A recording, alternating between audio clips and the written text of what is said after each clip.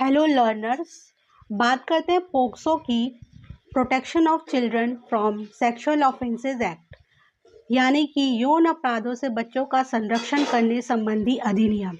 ये एक्ट कब लागू हुआ? 14 नवंबर 2012। जैसे कि बताया कि पोक्सो एक्ट 14 नवंबर 2012 में इस्टेब्लिश हुआ, यानी कि चिल्ड्रंस डे में इस अधिनियम को लागू किया गया। तो ये पोक्सो एक्ट का मकसद क्या था कहने का? POCSO act 2012 defines a child as an any person below the age of 18 years and provides protection to all children under the age of 18 years from sexual abuse. कह रहा है कि ये जो पोक्सो एक्ट लागू किया गया था 18 ईयर्स तक के बच्चों के लिए, जो उनके साथ सेक्सुअल एब्यूज़ होता है, छोटी मोटी घटनाएं होती हैं, उसके खिलाफ ये एक्ट को लागू किया गया। और ये एक्ट कहाँ? पूरे होल इंडिया में लागू हुआ एक्सेप्ट जम्मू एंड कश्मीर। अब बात करते हैं कौन कौन से ऑफेंसेस कवर्ड होते हैं अंडर द एक्ट।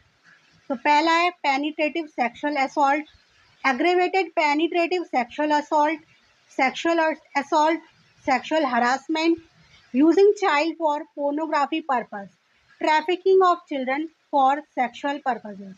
अगर आपने थोड़ा भी ध्यान दिया होगा टॉपिक पे तो आपको ये सारे पॉइंट्स क्लियर हो गए होंगे। जैसे कि बताने की ज़्यादा इसमें डिटेल ज़रूरत नहीं है, आपको पॉइंट्स से समझ आ गया होगा कि बात क्या हो रही है यहाँ पे। एग्रेवेटेड यहाँ पे मीन्स है कि ये जो एक लिमिट होती है, ये एक नेगेटिव सेंस में आता है, तो इसमें जो सज़ा होती है वो और ज़्यादा होती है। पॉक्सो जैसे 2012 में आया, लेकिन उससे पहले भी कुछ लॉ, कुछ धाराएं लगी थी जो इम्पोर्टेंट है। इन नोट डाउन करिए, Indian penal code before POCSO.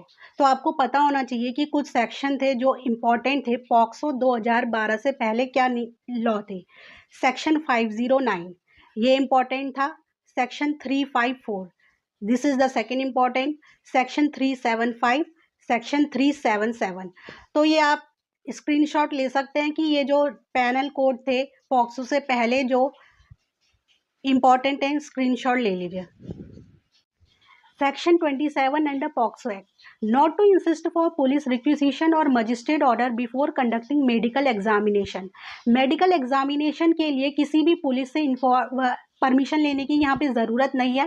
Next section 19 है, hospital to mandatory inform police when they are examining a case of sexual violence.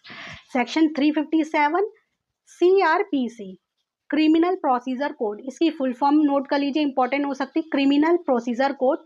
एक अदर भी है Indian penal code, IPC, Indian penal code. तो 357 है, states that hospital first conduct the examination. Victim का जो self medication नहीं होगा, hospital करेगा एग्जामिनेशन, और हॉस्पिटल की ये ड्यूटी बनती है कि वो पुलिस को इन्फॉर्म करे, सेक्शन 19 के अंतर्गत। फिर सेक्शन 27 में ये है कि हॉस्पिटल को पुलिस से भी पुलिस से ऑर्डर लेने की ज़रूरत नहीं है किसी विक्टिम का मेडिकेशन करने के लिए। Another important thing, SJPU, special juvenile police unit. Full form note कर लीजिए, स्पेशल जुवेनाइल पुलिस यूनिट। इसका मोटिव क्या है? To provide for relief and rehabilitation of the child और victim. CWC, child welfare committees. Child welfare committees cases register under this act by SJPU। SJPU जो unit है, police unit होती है, उसे जल्द से जल्द केस रजिस्टर करना होता है चाइल्ड वेलफेयर कमिटीज़ में, और जितना जल्दी केस रजिस्टर होगा उतना जल्दी रिहैब और रिलीफ प्रोवाइड किया जाएगा चाइल्ड को।